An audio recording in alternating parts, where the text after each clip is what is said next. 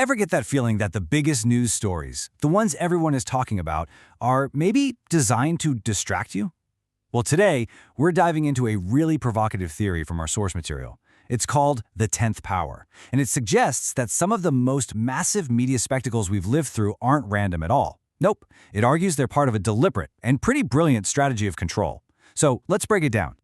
It all starts with these events that are just impossible to look away from, right? Think back to the O.J. Simpson trial. That wasn't just a news story, it was a spectacle that completely took over the entire country's attention for almost a full year. Or how about the whole Jeffrey Epstein saga? You have this gigantic financial scandal that involves some of the most powerful people on the planet, and it all just ends. A mysterious death in a high-security jail that conveniently silences the one person who knew everything. And you knew this one was coming. I mean, who could forget it? A global pandemic breaks out, and the very first thing to vanish from every single store shelf is toilet paper. A truly bizarre panic that turned a simple trip to the grocery store into a full-contact sport. So this is the question at the heart of it all. Are these just disconnected, chaotic moments of modern life? Or could they be carefully engineered distractions? The theory we're digging into today says it's absolutely a strategy. So how does this theory actually connect all these crazy, seemingly random events? Our source material gives this whole system a name, the 10th power. But what actually is it? Okay, so according to this theory, the 10th power doesn't work from the shadows. That's not its game.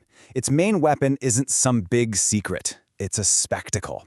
The whole point is to just overwhelm us, to aim all of our collective attention, all of our focus at these manufactured crises, draining our energy until we're just too wiped out to notice what's really going on behind the curtain. So how does a system like this actually operate? Well, the first tactic is all about neutralizing a threat before anyone even has a chance to listen. It's a really interesting idea that the source calls the Cousin Eddie effect. Here's the core idea.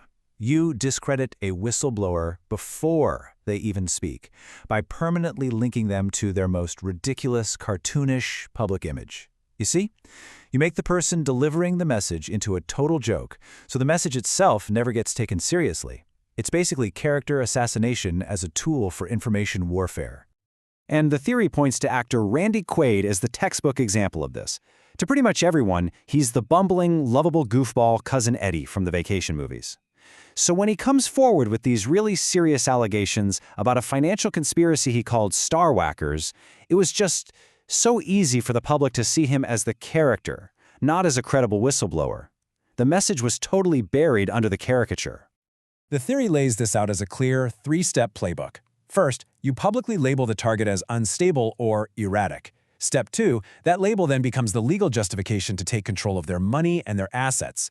So by the time they try to scream from the rooftops about corruption, they've already been perfectly framed as unreliable, and anything they say is just dismissed as paranoia.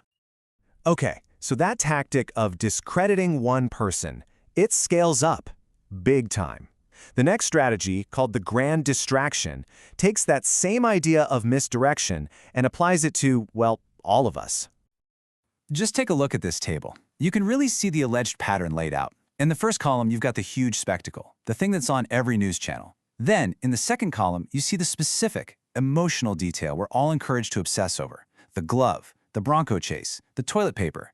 But the theory claims the real story, the important stuff, is happening over in that third column. The big policy shifts, the massive bailouts, all happening while our eyes are glued somewhere else.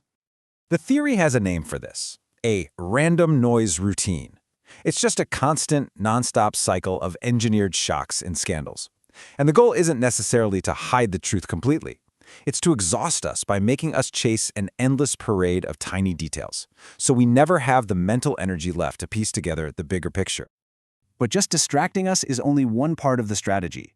The third tactic is, you could argue, the most sinister of them all, because it's aimed at messing with our values. It's called the moral inversion field, and it's all about controlling our sense of what's right and what's wrong. Our source material draws a really sharp contrast here. On the left, you have a figure like Charlie Sheen. His chaotic behavior, his meltdown, was literally packaged and sold to us as entertainment, as winning. But on the right, you have Corey Feldman, who tried to expose systemic abuse in Hollywood. And what happened? He was largely treated like a joke. The theory says this is a deliberate switch. You reward the harmless chaos, and you mock the threatening truth. Michael Jackson is held up as another huge example of this. According to the theory, his real threat wasn't anything in his personal life. It was his unique power. I mean, think about it. He had complete financial independence from the system and a message of global unity that crossed every border. That made him this powerful, unpredictable force, one that, allegedly, had to be brought down and neutralized by decades of nonstop scandal. So where is all of this going? You veto the messenger, you create these massive distractions, you flip morality upside down. According to this theory, it all serves one final purpose: achieving control through absolute, total exhaustion. And this, right here, is the alleged endgame. The goal is to just drain our collective energy, make us too cynical to ever come together, too tired to believe that things could ever be different. The theory even goes so far as to suggest that our diets of literal junk food and informational junk food play a part in this, degrading our health to create a population that's just too docile to ever challenge the way things are. And that brings us to this incredibly powerful quote from the source material. The ultimate goal, it says, is to kill the spiritual resolution. What is that? It's that uniquely human spark, the ability to imagine a different, better world.